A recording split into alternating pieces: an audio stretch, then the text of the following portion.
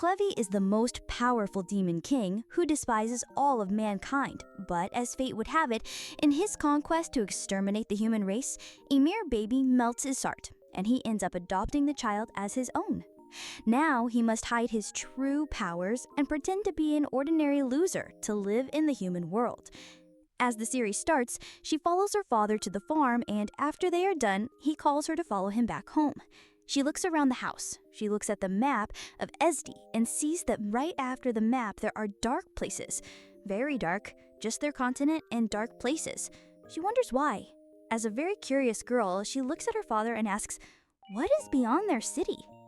A question that her father himself cannot answer.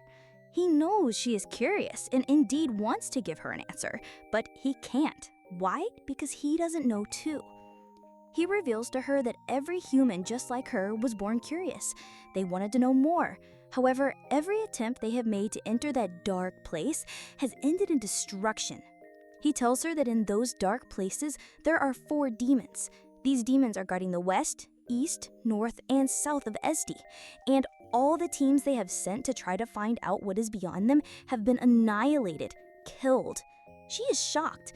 Does this mean it is really bad? She wonders. This doesn't change anything for her. Her father tells her that until the demons are killed, there's no way they can find out what is going on there. Every problem should have a solution. What then is the solution to this one? He further explains to her that there are treasures that heroes use to fight. Only heroes who have these treasures, swords, can fight these demons, and until they find the hero, they cannot win. This gets her more excited. She wants to be a hero. She wants to fight. It is the sword of hidden, and if she gets it, she can fight. And when they win, they can see the world beyond their map and know what is in the dark places. Several years pass by. Our Alicia is no longer a child. She is indeed part of the heroes that have been chosen. She closes her eyes and opens them in the truck that is driving them to the outskirts of the city. She holds the chain on her neck, telling her father that the time is here. The time is here to fight for her city. She isn't going on this trip alone. There are several other heroes who are on this trip too. As the journey goes on, they start a conversation and start to introducing themselves. There are some notable people among them. Mainal, whose treasure is Wonkia, who claims he doesn't know where he's from. They look at Alicia and ask her to introduce herself. They are shocked that there is a woman among them, and she doesn't bother to introduce herself at all. They get near to the outskirts, and another member, Stefan, whose treasure is Tenma, warns them that they are near. They whisper among themselves that he is the strongest there. Suddenly, the carrier stops, and the driver tells them that the carriage cannot go near to the place again. They all prepare to come down, but they haven't even landed when the demons start attacking them. Indeed, a few of them die from the carriage, and Stefan screams to all of them to come out and fight. They troop out, and he divides their squad into groups. The archers and the lancers get into action, and he tells the others that he will pair with Alicia to fight the leftover ones. And yes, Alicia has the Ibo Boobies treasure. She joins Stefan and they fight through. She is strong, charismatic, but what's more to note about her is that she is very conscious of her environment. On the mountain in front of him is one of the demon lords. He speaks about the world of chaos. He admits that the world is born of chaos. But if that is true, then he is also born of chaos. He may be right. As the war continues, all the heroes jump through the mountains and hills until they get to the top of the mountain. Stefan, for one, is excited. He has been declared the most intelligent, and it is just fair he acts the name. He tells them that that day is the day they will be declared a strong people, and they must show the people that they chose them that they are strong enough. As they reach Mount Moon, the demon lord comes out. He looks amazing, if that is the right word for it. His white, fluffy skin, his look, it is terrifying. He is Clevidas of the southern moonlight. Stefan is pushed back. He admits that what is in front of him is terrifying. However, they are commissioned for this. They are backed up. They are heroes, and together they will make the legend come true. As he urges himself to fight, he is attacked by Clevias from afar. Clevias pushes him to the wall and kills him. Everyone is shocked because Clevidas didn't even come near them. One hero takes the initiative to lead and encourages others to fight, but Alicia takes her time to consider the environment. As the heroes get nearer to Clevitus, he kills them all without even leaving where he is standing. Alicia eventually realizes what has happened. She screams to the others that Clevitus is attacking them from his shadows. If they want to survive, they have to run away from his shadows. They wonder how they will do that, but Alicia starts jumping. She jumps through the mountain and runs. Indeed, the shadow gets nearer to her, and she's the first hero who sees the attack before it hits and fights it. Clevitus' eyes shine in shock. Maybe this will be more difficult than the adventurers he had fought earlier. He doesn't care, but it piques his interest. This is humanity, the human race. He hasn't been conversant with the human race for about 1,000 years, but from what he knew about them before, they're meant to be weak as insects. But what he is seeing right now, they have strength, they have mission, they're determined. He doesn't know what is pushing them to making this strong and determined. But for him to know what is pushing them, he has to find out. All the heroes fight against him and he kills them all. Unfortunately, the last person that he kills is Alicia. She flies to the sky and closes her eyes to death. She apologizes to her father and tells him that she was unable to get her dream into reality. Well, not every dream comes true, and unfortunately, hers is one of the ones that wouldn't come true. At capital Hidart, the capital city of Hyan Kingdom, the people in the city go through their lives as usual without knowing that there's something coming at them. Unfortunately, Clevitus comes at them. He erupts from the mountain in front of the city, and everyone is scared. But Clevitus is just intrigued. He doesn't care for them. He just wants to know what they're up to. He recalls that the people that attacked his territory claimed they were heroes, and they were sent by the king of Hyan. So his plan is to fight through everyone around him and get to the king himself. The villagers are scared. They all start running away while the knights get into action. They bring their archers and attack him. He doesn't attack them in return. Instead, he flies through all of the roofs so he can get himself to the palace and see what their driving force is. The knights increase the security at the palace gate and send several arrows at him. However, they cannot even reach him. He looks at all their attacks and puts his mind at rest. They aren't as strong as he thought they were. They are still weak, and their attacks cannot do anything to him. He throws one of his hands at the wall, and somewhat alike to the wall of Jericho, the wall falls down. The knights realized it is beyond their control, so one of them runs to inform the king that a demon has attacked them. The king doesn't look shocked. For a demon to attack them, it means just one thing. The heroes have failed. He stands up from his seat and walks, and he has just one thing to protect, which is the blade of Haydn, Metargnal Haydn. Another knight comes to tell him that a demon is in the city and it is unstoppable. So the king has to hide. Indeed, if the demon is unstoppable, then there is no reason why he should run, because no matter how far he runs, the demon will always get to him. The knights keep doing their thing and sending fires and arrows against Clevites. He knows that nothing they do will affect him, but it is strong. He recalls the sword that Alesia had used to attack him and how it affected him a little bit. It means if humans are left alone, they can get stronger and attack him. He doesn't get nearer to the human territory, but they want his territory, which is enough reason for him to attack them. The king goes nearer to the door to protect the blade, but as he opens it, Clevites comes out. Judging by the accessories and everything around him, Clevites doesn't need any more information to convince him that he is the king. He affirms that the man is the king and speaks in the human language, which gets the king shocked. He says that a demon isn't meant to speak human language and asks how Clevites could speak in their language. The king recognizes who Clevites is, but Clevites tells him that he is the only one who has the ability to save humanity. He only has a few questions to ask, and the answers that the king gives to those questions will determine if all humanity will be destroyed or saved. By all humanity, he doesn't mean just the people of Haydn, but also the people of Dun, Org, Sarada, and Bent. His question is quite simple. Who are they?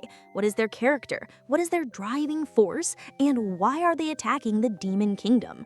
The king doesn't see a reason to give an account to a demon. He says he won't answer those questions, and Clevites doesn't even ask a second time before he cuts off his head.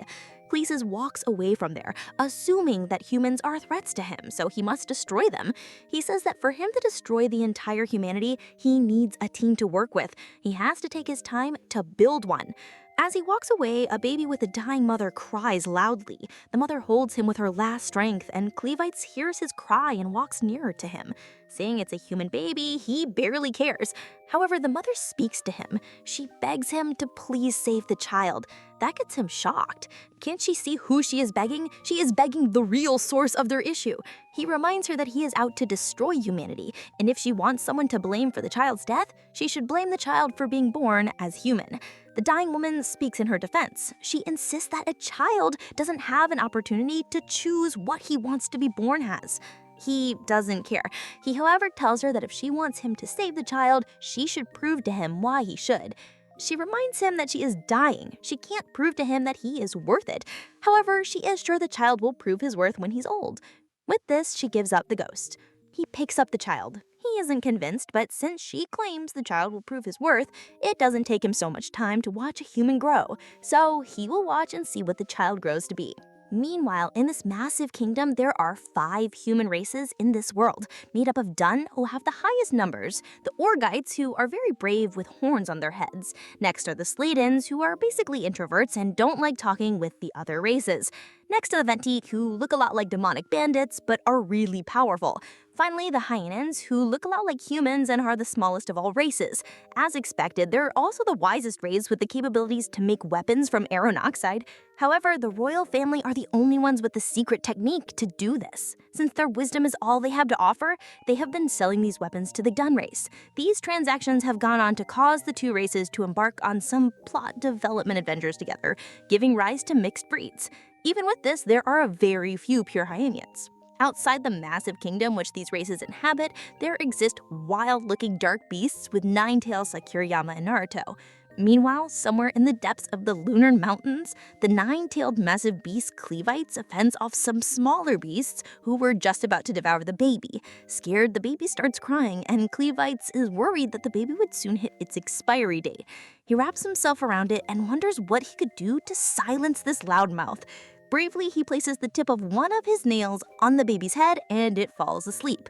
While looking at the baby, Clivus imagines that it would soon drop a poop bomb. As expected, shortly after, the baby wakes up and starts crying again. This pisses him off, but he carries the baby away to find a solution. The only solution he could find is to throw the baby in a pit. Calm down, it's not the kind of pit you're thinking about, it's just one filled with bugs. Well, not the harmful kind of bugs, but the ones who feed on poop. While the bugs enjoy their dinner, Clevites reveals his dumb belief that humans grow up in a few nights. He's reminded of where he had found the child and is completely clueless as to who the child is.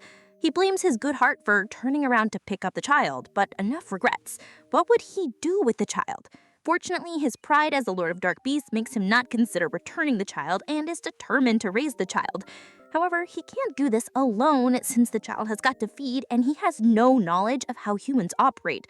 Looking at the lifeless bodies he had just acquired, he picks out a woman named Alicia to bring back to life. Apparently her father had been killed by dark beasts, and in a misguided passion for revenge, she led an army to attack the Lord of Dark Beasts. This only ended in tears. However, she fortunately has a second chance at life. Upon her resurrection, she tries to attack Clevites, but realizes that her sword and all the bodies of her comrades have been thrown away. He proudly claims that he had revived her with his dark powers, which makes her nothing but a walking dead. She seems like a good-looking zombie. After receiving this information, she is dumbfounded. With her mouth open, she wonders how he could speak human language so fluently, but is somewhat pleased to be the only survivor. Not exactly. Just then, Clevites orders Fur to reveal her oranges. Hearing this, she thinks so highly of herself and is appalled by the Lord of Dark Beasts' advances. However, before her naughty thoughts could get wild any further, he informs her about the hungry baby, in order to start to take off her armor and bring out her oranges immediately. Since he had infused some dark magic in her, she had no choice but to reveal the oranges. Slowly, she grudgingly pulls her top up and eventually does as she has been ordered. After reluctantly doing so, he is shocked to find out that she has no milk. This is very much expected from the baddie with no workout experience. Just so he knows, she educates Clevites on the need for a woman to have given birth before she can have milk. The shame of showing off her oranges makes her feel very embarrassed, and she begs him to kill her, but he ignores her pleas. While the two go back and forth, the baby starts crying again. Instead of finding a solution, the two engage in useless chatter on how he found the human baby. Tired of these small talks, Clevitis insists that she comes up with a solution for the child's hunger. Even though she has no idea on raising a child, she is forced to reveal that he would need a woman with milk to feed the child. Now the question arises, how would they get one? In answer to that, Alicia reveals that they would have to hire one but would need some money to do so. Being so broke, Cleotis doesn't have any cash, but with the abundance of arcanite in the cave, they could rake in a lot of cash. Elon Musk would need to take some notes.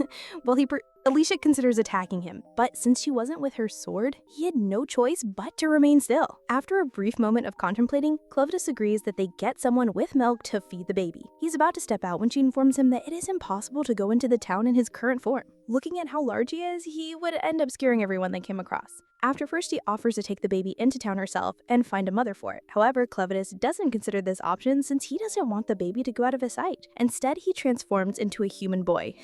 As much as his disguise seemed convincing, his 9 tails still kept on wagging behind him.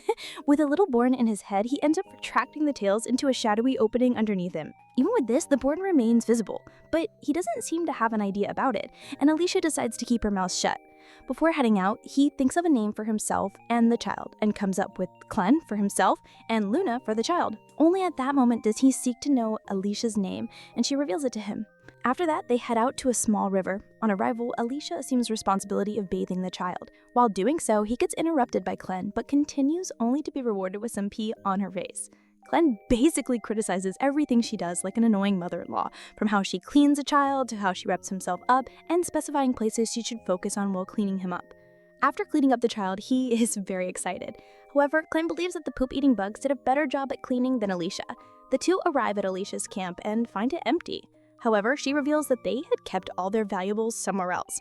Before they proceed to that place, Kling orders her to have her bath, and she reeks like a contestant, aiming for the Guinness World Record for the longest day with having a bath. Also, he hands her the clothes used to wrap the child to wash, and while doing so, she discovers that it has the crest of the Hygienian royal family. Immediately, she figures out that this child is royalty. Meanwhile, in the rumbles of the castle, a soldier comes running to find any survivors, but is baffled by the sight of how much damage the Dark Lord had done. The sight of this reminds him of the Crown Princess's plan to flee the kingdom with her child before the havoc. He blames the king's madness for the kingdom's destruction, but hopes to find at least one survivor. On the other hand, General Drell and some of his men look upon what remains of the Hygienian kingdom. He orders one of his men to inform the emperor about this, warning that if they don't act fast to take the Hayninian land, another is well. His main reason for wanting them to take Hay is the secret of arcanite crafting, which only the Atychian royal family knows. So while he returns to rally his soldiers, he instructs his second-in-command, Maynard, to search for any survivors with royal blood and make sure to bring them to him. Elsewhere, Alicia confronts Clen with the crested cloth and accuses him of kidnapping a child with royal blood. Hearing her say this, Clen is as surprised as he is shocked. He reveals that he had been entrusted with a child by someone who has the exact human form he has chosen. Even though Alicia strongly believes that he is lying, he shuts her dogging mouth up and reveals that he had killed the king for attacking him first. However, he expects that a lot of people would be looking for the child to get the secret for crafting arcanite. Pleased at the revelation of the royal child, he is determined to make the child king, in hopes that he would get to dictate how things happen from the shadows. The fact that he regards the child as his servant scares Alicia, who watches in fear. Hearing him say this, Alicia wonders if she hasn't made things worse by revealing the child's true identity. Meanwhile, Clen asks that they hurry up with finding a woman with milk in order to fill up the child's belly. While they leave, Alicia tries to calm herself with the thought that it would be impossible for humans to accept Clen with the horn on his head. However, she forgets the fact that Orgeats have similar horns that could make Cluck acceptable, although she strongly believes that the humans would figure him out and destroy his plans before it even starts. On the other hand, she has come to realize how obsessed Clint is with Luna, and believes that Luna's death or disappearance could spell doom for the entire human race. With this in mind, she makes it her new point of duty to make sure no harm comes to Luna. On their way, some bandits attack and hit Clean on the head first when Alicia realizes that they're just bandits. He assumes that they would be easy prey for the powerful Lord of Dark Beasts. Unfortunately, Clean falls to the ground after getting hit and even starts bleeding profusely. Watching this happen, Alicia screams like a little girl and ends up getting hit at the back of her head, causing her to pass out. She is shocked that even with the Clevitus dark power in her, she is this weak. A while after, Alicia awakens with a view that seems like she is surrounded by her soldiers on their way to attack Lake Uzi. Before she gets comfortable in Disneyland, Clean orders the fool to wake up. At that moment, she wakes up at the reality of them being captured by the bandits, but Cling reveals this with a smile on his face. If you liked this recap, do let me know in the comments, and obviously leave your likes too. Do not forget to share with your friends and subscribe. Above all, activate your notification bell so you don't miss the next recap when it drops. Until next time, do take care and stay.